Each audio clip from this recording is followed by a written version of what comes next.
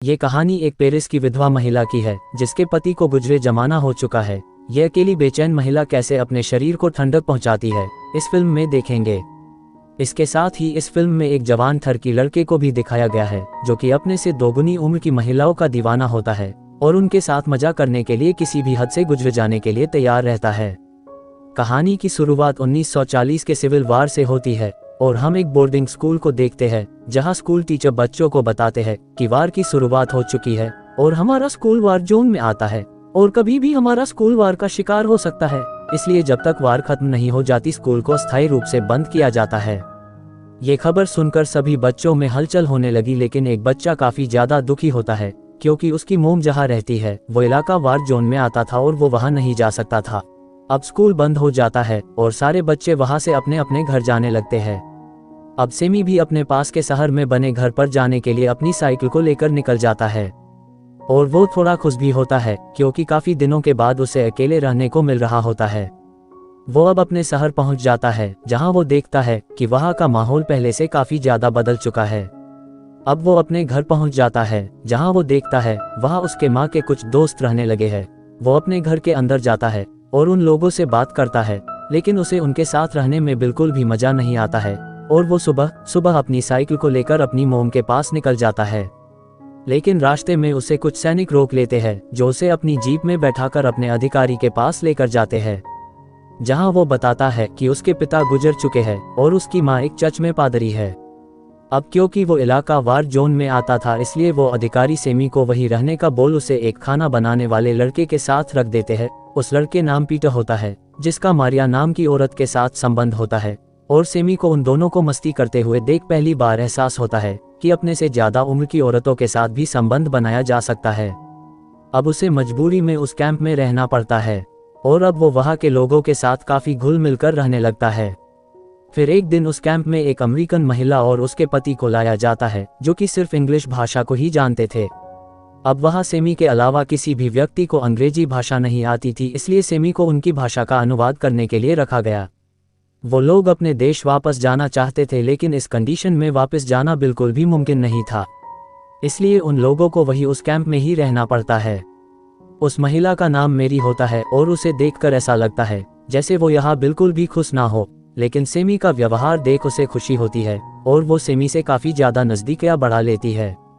Semi भी उसकी खूबसूरती देख उसके काफी ज्यादा करीब चला जाता है।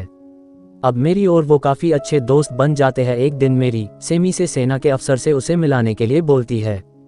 सेमी मेरी को उसके अफसर से मिला देता है, जहां वो अफसर से बोलती है अगर वो उसे उसका पासपोर्ट वापस कर देता है तो वो उसे खुश कर देगी। अफसर उसकी बात मान लेता है और जीप के अंदर वो अधिकारी मेरी की गुफा में धमाका कर देता है और अब रोजाना मेरी और उस अफसर के बीच यही सब चलने लगा था। इधर सेमी भी अब यहाँ के माहौल में ढलने लगा था क्योंकि उसे ये एहसास हो चुका था कि अगर वो यहाँ से गया तो जिंदा नहीं रह पाएगा। फिर एक दिन सेमी मेरी के कमरे में उसका पासपोर्ट लेकर पहुँचता है, जहाँ मेरी अपना पासपोर्ट देखकर काफी ज्यादा खुश हो जाती है, लेकिन सेमी के चेहरे पर उदासी साफ साफ दिखाई दे रही होती है। मेरी उसकी उदासी को भांप लेती है और उसे अपने करीब खींचकर उसके साथ इंटीमेट होने लगती है और अब वो दोनों मंगल कर लेते हैं। क्योंकि सेमी का ये पहली बार था इसलिए उसे काफी ज्यादा मजा आता है, लेकिन उसकी ये पहली बार संबंध बनाने की खुशी ज्यादा देर नहीं टिकती है क्योंकि दूसरे दिन मेरी अपने देश लौट जाती है। सेमी फिर से अकेला पड़ जाता है और अब उसकी पीटर और मारिया को एक साथ देखकर काफी ज्यादा जलने लगती है। अगले सीन में हम सैनिकों को देखते हैं जो दो लोगों को उड़ा देते हैं। ये सब देखकर सेमी की फट जाती है और वो अब डर के कारण सेना के अधिकारी को बता देता है कि उसकी मोम पादरी नहीं है, वो अपनी मोम से मिलना चाहता है। फिर उसे एक जवान के साथ एक सुरक्षित जगह पर पहुंचा दिया जाता है। वो जवान सेमी को अपने घर पर लेकर आता है, जहां जवान की वाइफ और उसकी बेटी पहले से मौजूद रहती है। जवान की वाइफ तो सेमी को काफी ज्यादा पसंद करती है, लेकिन उसकी बेटी को सेमी बिल्कुल पसंद नहीं आता है और वो सेमी के साथ अनकंफर्टेबल सी होने लगी थी, लेकिन उसे अब ना चाहते हुए भी सेमी के साथ रहना पड़ रहा था। अगले सीन में हम सेमी और उस लड़की को एक साथ कहीं जाते हुए देखते हैं।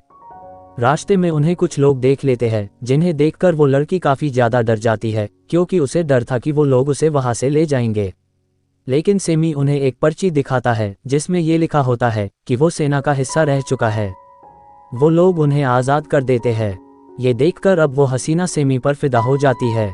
अगले सीन में हम इन दोनों को घर के अंदर एक कमरे में देखते हैं, जहां हसीना सेमी को थैंक्स बोलती है और अब सेमी उसके करीब आ जाती है और वो दोनों इतना पास आ जाते हैं कि उन्हें एक दूसरे के जिस्म की खुशबू आने लगी थी। वो दोनों घपाघप करने ही वाले होते हैं, तभी उसकी माँ उन्हें ये सब करते हुए देख लेती है और सेमी को अब घर से निकाल दिया जाता है और अब वो एक बेसहारा की तरह एक शहर से दूसरे शहर में भटकने लग जाता है और अब थक हार कर उसे कालाबाजारी के धंधे में मजबूरन कदम रखना पड़ता है और वो अपनी साइकिल को बेचकर इस धंधे में कदम रखता है। अब वो नशीले सामान और अवैध सामग्री का व्यापार करने लगा था, जिससे उसने अच्छे खासे पैसे कमा लिए थे। अब वो अपनी जिस्मानी ख्वाहिशों को पूरा करने के लिए धंधे वाली महिला के पास जाता है, लेकिन कम उम्र होने के कारण वो भी उसे नहीं झेलती है। उदास और बेसहारा सेमी कालाबाजारी के धंधे में डूबता ही चला जाता है और फिर उसे जेल हो जाती है। अगले सीन में हम देखते हैं वार खत्म हो चुकी होती है और इस वार को जिस पार्टी ने जीता है, सेमी के मोम उस पार्टी की हेड होती है। अब ये बात सेमी को पता चलती है और सेमी भी जेल से काफी सालों बाद आजाद होता है। सेमी अपनी मोम से मिलकर काफी ज्यादा खुश हो जाता है और अब वो अपनी मोम के साथ अपने घर चला जाता है, जहां उसे मालूम पड़ता है कि उसकी मोम का एक आदमी के साथ नाजायज रिश्ता है। अब वो अपनी मोम के साथ रहने तो लगा था, लेकिन वो नई सरकार और उसके कानूनों को बिल्कुल भी पसंद नहीं करता था। और फिर सेमी की मुलाकात एक लड़की से होती है जिसका नाम मिया होता है और अब मिया और सेमी को दोस्ती हो जाती है। एक दिन सेमी मिया के घर जाता है, जहां उसे पता चलता है कि मिया शादीशुदा है और मिया के घर पर ढेर सारी किताबें रखी हुई है। अब सेमी रोजाना मिया के घर से किताबें पढ़ने के लिए लाने लगा था और एक दिन किताबें देते समय मिया और सेमी काफी ज्यादा करीब आ जाते हैं और मिया अपने हस्बैंड के होते हुए ये कदम उठा लेती है क्योंकि सेमी उसे बहुत ही ज्यादा पसंद आ जाता है। अगले सीन में हम देखते हैं सेमी को वही लड़की दिखाई देती है जिसके चक्कर में उसे घर से निकाला गया था। सेमी उसके पास जाता है और देखता है उसके पास एक छोटा बच्चा होता है। सेमी उसे अपनी पहचान बताता है और सुहाना भी उसे पहचान लेती है। सेमी जब उससे बात करता है तो उसे पता चलता है कि उसकी शादी होने वाली थी, लेकिन उसके हस्बैंड को किसी ने मार दिया। अब सेमी सुहाना के साथ रहने लगता है क्योंकि वो उसे पहले से ही काफी ज्यादा पसंद करता था।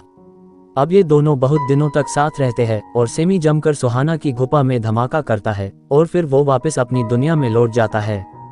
अगले सीन में हम सेमी को अपनी मोम और उसके यार के साथ खाना खाते हुए देखते हैं, जहां उसे पता चलता है कि वो दोनों शादी करने वाले हैं। ये जानकर सेमी उदास हो जाता है। अगले सीन में हम सेमी को मिया के घर पर देखते हैं, जहां सेमी हिम्मत कर मिया के काफी ज्यादा करीब चला जाता है और मिया भी सेमी को अपने करीब आता देख अपने ऊपर खींच लेती है और दोनों के बीच अब घपाघप हो जाता है और अब सेमी और मिया का एक रिश्ता बन जाता है और रोजाना ये दोनों आपस में संबंध बनाते। लेकिन एक दिन मिया के हस्बैंड को पुलिस पकड़ कर ले जाती है क्योंकि मिया और उसका पति सरकार के खिलाफ होते हैं और ये बात उन्हें पता चल जाती है। अगले सीन में हम सेमी को उसकी मोम के यार विक्टर के साथ देखते हैं, जहां सेमी विक्टर को बताता है कि जिस आदमी को तुमने अंदर किया है, मैं उसकी वाइफ से प्रेम करता हूँ, इसलिए तुम उसे छोड़ दो। अब विक्टर उसकी बात मान लेता है, लेकिन वो सेमी को उनकी पार्टी ज्वाइन करने के लिए बोलता है और सेमी उसकी शर्त मान लेता है और अब मिया के हस्बैंड को पुलिस रिहा कर देती है। इधर सेमी फिर से सुहाना से मिलता है और उनके बीच नजदीकियां बढ़ने लग जाती है, लेकिन फिर सुहाना भी सेमी को छोड़कर इटली चली जाती है। अब सेमी का आखिरी सहारा मिया ही बचती है, लेकिन मिया भी अपने हस्बैंड के साथ दूसरे देश चली जाती है और अब सेमी बिल्कुल अकेला पड़ जाता है और थोड़े दिनों के बाद वो सुहाना के पास इटली चला जाता है, जहां वो सुहाना के साथ शादी कर अपनी जिंदगी की शुरुआत करता है। और इसी के साथ ये फिल्म यही खत्म हो जाती है।